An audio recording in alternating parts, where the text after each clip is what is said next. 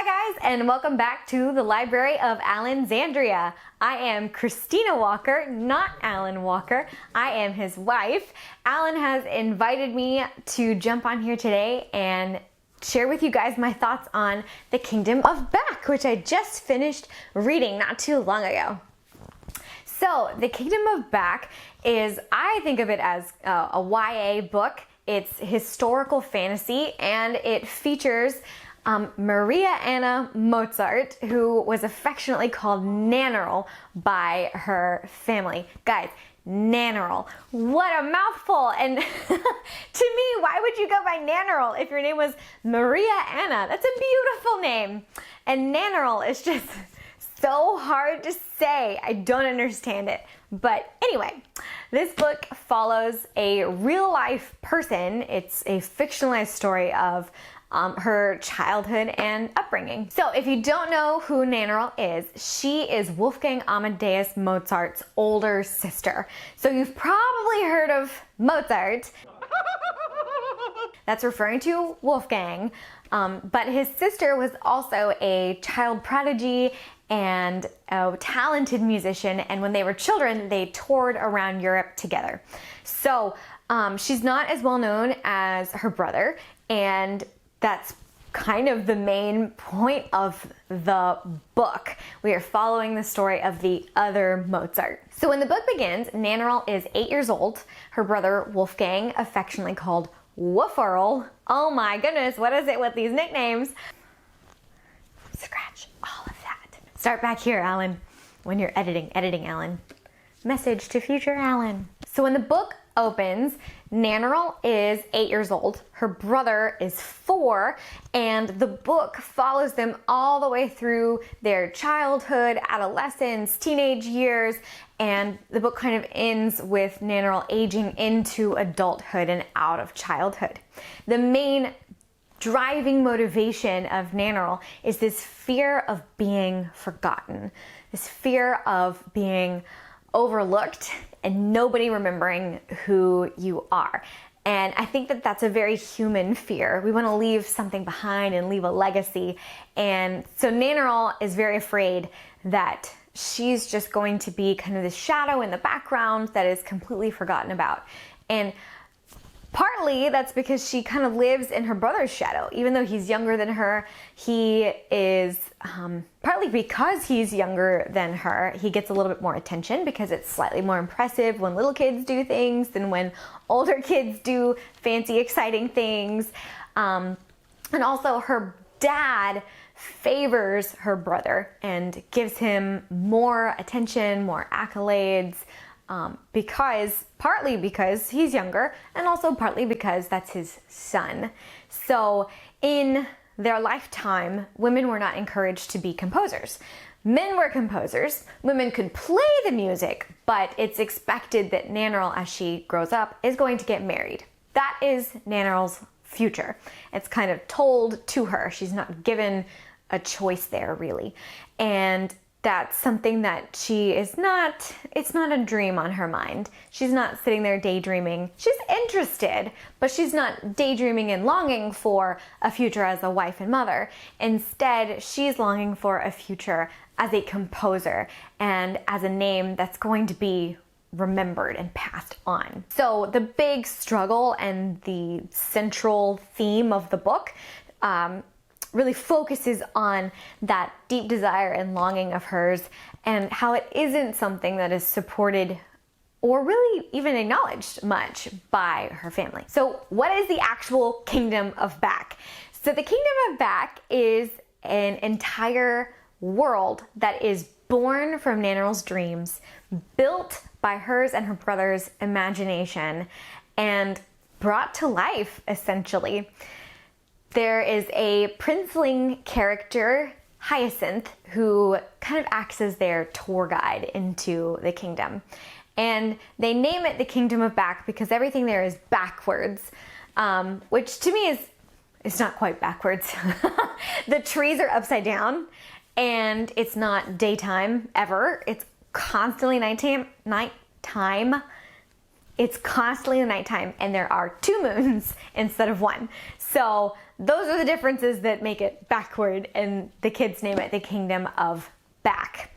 It is constantly under this like blue light, which is kind of cool, and I think the cover art does a fabulous job of capturing this kind of moonlight feel. Everything there is just bathed in blue. So this book, the cover is beautiful and the descriptions of the Kingdom of Back are beautiful as well. It's mossy, earthy, there's a forest, there's like pools of water in the upside down, what would be the roots of the trees, but it's actually the branches. It's just described as this really beautiful place. There's an ocean, and the ocean at night, guys, is gorgeous. If you have not been, I highly recommend that you go. And there's something so vast about black on black on black, where the sky is dark, the ocean is dark, and there's shadows everywhere. It's really cool. That's a side note. I digress. Back to the story. So Hyacinth's main role in the story, he tells Nannerl that he can help her fulfill her dream, her wish of being remembered, if she will help him in return. So constantly in the story, we're going back and forth between the real world, Europe in the 1700s, to the Kingdom of Back. And again, these events are spaced out through Nannerl's entire childhood, adolescence. So it's really spread out, and sometimes you lose track, at least I did, lose track a little bit of how old the characters are at any given point. I just lost track of time a little bit. But there's this flipping back and forth and this also blending together. A lot of times a scene will just kind of melt from modern day into the Kingdom of Back. You'll be going down a hallway and all of a sudden the ground is mossy instead of hard, so you can't hear your heels clicking anymore. And then you realize when you look out the window, instead of Vienna, all of a sudden it's the Kingdom of Back, like that kind of thing, where we just sort of melt into this other world. And I imagine that those transitions would be really effective if this book were ever made into a movie. I would be really interested to see how that would be filmed and would work out. I think it would look really cool. In the book, it wasn't always very convincing, partly because a lot of the transitions felt really similar and it started to get a little bit, I started to expect them a little bit, or they were a little predictable. They started to get a little predictable for me. So let's talk about some of the best things about this book. I think the prose is very readable, very accessible.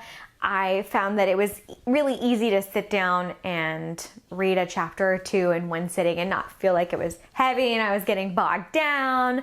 So it's very easy to read.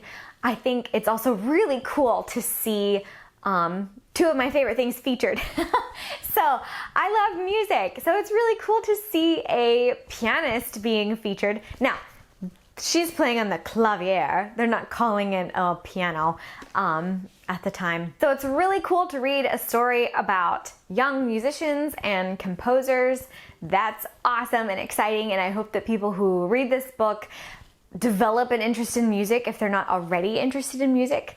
It's also really cool to see the story of a woman who was very talented and was probably, her talent was not nurtured the same way as her brother's was. So it's really cool to get to see her story being celebrated and her point of view being imagined. We don't really know how she felt about everything, but we can kind of put ourselves in her shoes and imagine, if you will. So I really like that about this book, really appreciate that about it. Also, music history, I am such a nerd about just random fun facts about composers that just humanize them to us and help us remember that they were real people. And I loved finding out that the Kingdom of Back, real Wolfgang and Anna Maria Mozart really did come up with the Kingdom of Back as kids, and they really did ask their servant Sebastian to like draw a map for them. And I think that is 1, adorable, and 2, I'm super excited to tell all my piano students my new nerdy music fact. So that was really cool to me to see elements of these real people woven into the story. So there are some things about this book that I didn't super love, if I'm being honest. One thing was that I didn't ever feel very grounded in either world, in reality or in the Kingdom of Back. I didn't feel like I had a lot to hang on to. I was given some visual imagery and some facts about each place, but part of it may have been that the kids were traveling, so they're never in the same location for very long, so I didn't have a very clear mental picture of where they were. And then with the Kingdom of Back, even within the kingdom, they were going to different locations, just like they were traveling around the real world. There was a castle and a troll's house and the ocean and the woods and all these different areas in the Kingdom of Back. And even though there's a map in the cover, which is also beautiful, I don't know if you can see that, I just didn't have a really strong sense of where I was. I wanted more descriptions of what these places looked like. I felt like I was instead given a lot of the same information again, just presented slightly differently, especially with the descriptions of the Kingdom of Back, where every time we went there, we heard about the trees being upside down. We were reminded there were 2 moons. We were reminded there are tiny little fairies that flit around Hyacinth. We were reminded that things glow blue, and there are these big Edelweiss flowers. And that's mostly what I remember. It seemed always to be the same details, and I was kind of hoping I would find out new details every time I went there, and I didn't really feel like I did. I also had a bit of a hard time keeping track of the characters' ages because I wasn't convinced that they were aging up. I didn't see that progress and development in their characters as much as I would have expected to, going from 8 to 18 pretty much in the course of the book. It was hard for me to feel like they were getting older. Even Wolferl, the little brother, Wolfgang, he starts out, he's 4 years old when we start the book. Sorry, my nose itched. Even Wolfgang, who's 4 years old when we start the book, I'm not convinced that he's that much older by the time we get to the end, and he's supposed to be 14, and he just doesn't feel that much older to me. I just checked the dates to be sure. When they start the book, she is 8, he is 4. The last scene with them together, she's 18, so he is probably 14, and he's just not acting that much older to me. So I was not very convinced that they were aging up and maturing and growing. I didn't see a lot of evidence of that in the way they spoke to one another, interacted with one another, interacted with the other adults in their lives, and the way that they carried themselves. Their decision-making skills didn't significantly improve. Maybe they started out too mature. I don't know. I also have to say, because I already know some about Mozart and his family, I came to the book with some expectations. So Mozart is always characterized, I don't know if you've seen the movie Amadeus, he's always characterized as very immature and childish. He's got a sense of humor, and he pulls pranks on people. And I did not really see that evidenced in here as much. He's presented as much sweeter than I expected, and I don't really get much of this, this mischievous streak that I expect his character to have, because the stories I've heard about real life Mozart portray him that way. I mean, if you've ever seen one of his operas, there's like potty humor in them and slapstick comedy, and I didn't see that in this Wolferl at all, and I wish I would have seen a little bit more of that. I wasn't convinced that I was really reading about Mozart because I had this picture in my head of who Mozart probably was. I don't know if I'm accurate, but I have a lot of expectations about who Mozart was, and the book did not match up with a lot of the stories that we have about him as a person. So I kind of was thrown off by that some.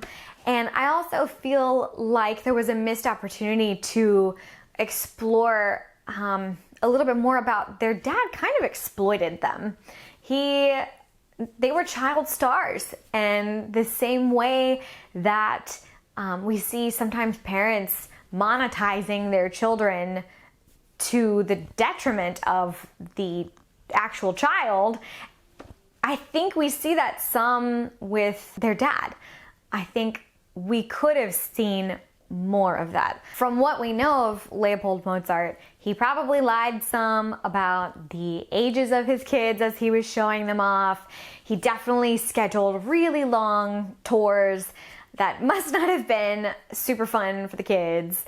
And we do see in the book some of this pressure from their dad, but I don't ever really feel like there's conclusions. I don't feel like the book draws conclusions about him at all. I think the criticism of the dad in the book centers more on, oh, he left his daughter out, instead of discussing, was he doing the right thing by his children in the first place? To me, that's a bit of a missed opportunity there. One of the main themes of this book is inequality for women and how men are sometimes given opportunities that women are not offered.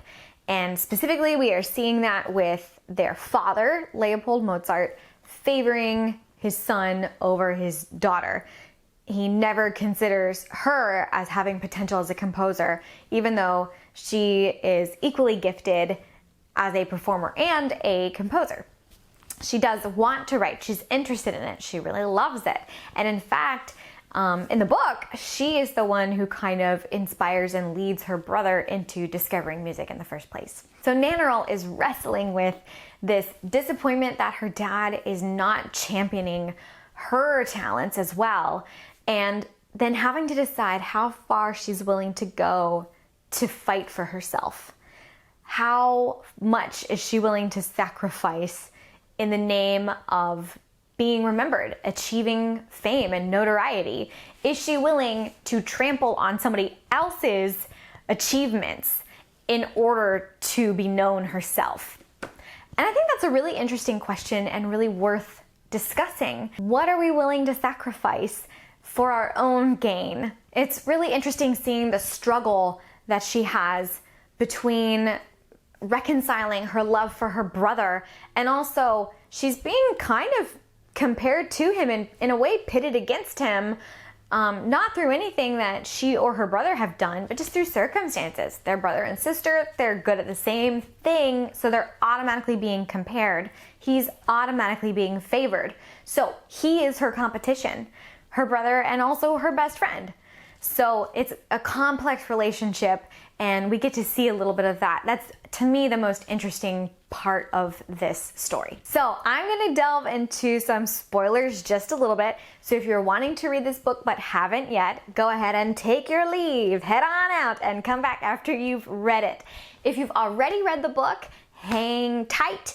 And if you don't want to read the book but are interested in what I have to say, you can also hang tight.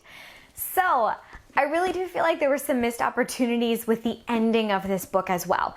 When I'm reading a book, I'm always looking at what message is this book sending to the reader. And I did not think that I liked the message I felt like this book was sending. So at the end of this book, we essentially see Nannerl kind of giving in, ceding to her brother. She's choosing, she's not gonna trample him in order to be remembered. She's gonna let him thrive, and she's gonna kind of fade into the background. And I wish that it wasn't presented quite as defeatist as it is, because to me, it's a very noble thing to choose to let somebody else thrive and live their dream in place of you getting to live your own. And I felt like this book, instead of celebrating her selflessness as a heroic feat, it was instead almost mourned as a loss. And I'm just not sure that that sat well with me. I feel like that gives the wrong message just a little bit. I think that it is beautiful to sacrifice for somebody else to be able to live their dream. Now, it's not fair that Nannerl was never really given the same opportunities as her brother. Absolutely. That's not fair. And we should talk about that. And the book does. I think there is also great dignity and beauty in choosing selflessness and humility. And I think that Nannerl does in the book, and that's not celebrated the way that I want it to. Mozart dies very young. He was 35, I think, when he passed away. And that's really, really young. Meanwhile, Nannerl gets to live her life, have a family, and live a very long time. So in my mind, when I'm comparing their two lives and looking at which one do I want more, I'm not sure that I wanted Mozart's life. I don't know that I want his lot. Pushed from such a young age. Some say that he never really seemed to grow up. He always seemed to remain a child at heart. And maybe he had a bit of some daddy issues that in the end were a handicap for him instead of helping him thrive. He wasn't great at managing his money, and when he died, he left his family destitute, which is really sad. To me, Mozart's story is really sad, and this book doesn't talk about that at all. It does address that he died young. In the epilogue, we get to see Nannerl receiving a gift from a family friend after her brother's death. But I think the question that the book fails to ask, the book seems to have an assumption that seeking fame, notoriety, and accomplishment is of course the thing that we should be doing. Of course that's the thing everybody wants, we should all strive for it. And there's no discussion of choosing a quiet, happy life and how that can be incredibly meaningful and just as rich and just as fulfilling. The closest that we get to that point is when Nannerl realizes that though her name may not be remembered by generations to come, it may not become a household name, her compositions may not ever be recognized by millions and millions of people, but she realizes that to her brother, she will always be remembered. That's a really beautiful moment. And I wish we would have lived there a little longer and celebrated that a little bit more as a beautiful thing. Most of us we're not going to be famous. My name's not going in the history book, and that's okay. Most likely yours isn't either, but that doesn't mean that we've missed out on opportunities we should have had or that we didn't live up to our potential. I think sometimes the most rich and meaningful lives are the ones that aren't broadcast everywhere, but are just lived in tight, close, deep community. The book also does not ever address kind of the problem of their father, Leopold Mozart. It does talk some about how he was really driven. He kept planning all these tours that their mother wasn't super on board with. So we do see that some, but stories of Mozart tell us that. But I think this book kind of misses an opportunity to talk about, was that really the best thing for the kids anyway? Was that the right direction to be pointing them in, and not really just pointing them in, but shoving them in? These kids were not given a choice if they wanted to be child stars. They were going to be child stars. They were going to travel around Europe and play for kings and queens like trained monkeys. And I don't think that was the best thing for these children.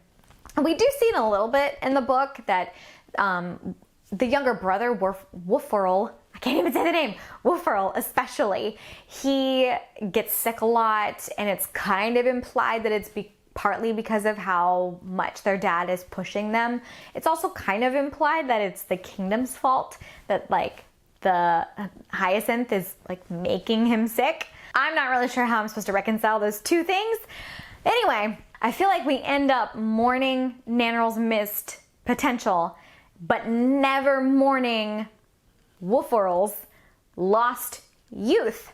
And in real life, I think that both of them had kind of sad childhoods, being paraded around and kind of used as tools for their family's benefit, particularly their dad's.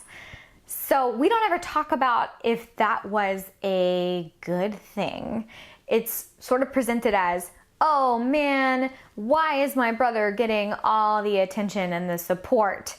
But we don't ever see Nannerl discussing, like, man, is my dad pushing my brother too hard? Is this really what a little boy should be doing? Like, is this good for my brother? We don't ever get that discussion at all. And so I think that was a bit of a missed opportunity too. I mean, look at how their lives ended up. Wolfgang Mozart, he died really young and he was completely broke. Even though he was famous, he didn't know how to manage his money. Some say he never really seemed to grow up. There was a level of immaturity there. And he left his family destitute when he died super young. And meanwhile, Nannerl got to live a much longer life with a family, and it was much more stable. Between the two, I would actually rather have a stable, long life and have nobody remember me after I'm gone. And I would prefer that over Wolfgang's life. So we don't ever really get to discuss that, and I think that's another missed opportunity in this book. The book kind of presents it as though Wolfgang got the better end of the deal, and I'm not sure that he did. So I guess I should probably rate this book, because that's a thing that people do when they review books. So out of stars, I'm going to give it 3 out of 5 stars. I think I'm a little bit pickier than Alan is. So like I said, it was an enjoyable read. I just think there were some missed opportunities here, and apparently I'm really picky.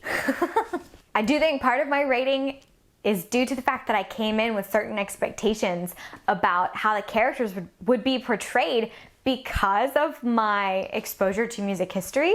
And so that definitely played a role in my ratings of the book.